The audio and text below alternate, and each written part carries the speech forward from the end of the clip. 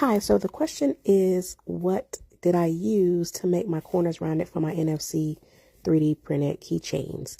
And it's basically you using a square shape or rectangle shape, and then you're cutting it off using a MetaFillet. I'm using an application called Tinkercad. So you're going to go in there and you're going to hit the search button. You're going to type in Meta, and the first one should come up as the MetaFillet.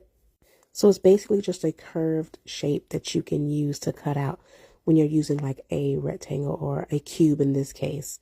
So what I'm going to do is I'm going to make this a little bit smaller, shorter, so you can kind of see it. Now you can make the corner as big or as small as you want. It doesn't have to be the shape that it came. So this is me just making my cube a little smaller so you can see how the edges can line up. So both my objects are solids and I need the MetaFillet to be a hole. So I changed it to hole because what we're going to do is cut off the corners. And once you get one corner set, you can pretty much just use that same corner. Just copy and paste it around the four edges so you don't have to keep doing it over and over again. So you see the first one, all you're doing is grouping it together, and then once you hit group, it'll cut it off for you.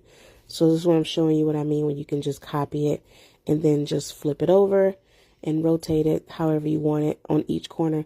That way you don't have to sit there and do like multiple corners manually. You can just copy and paste it.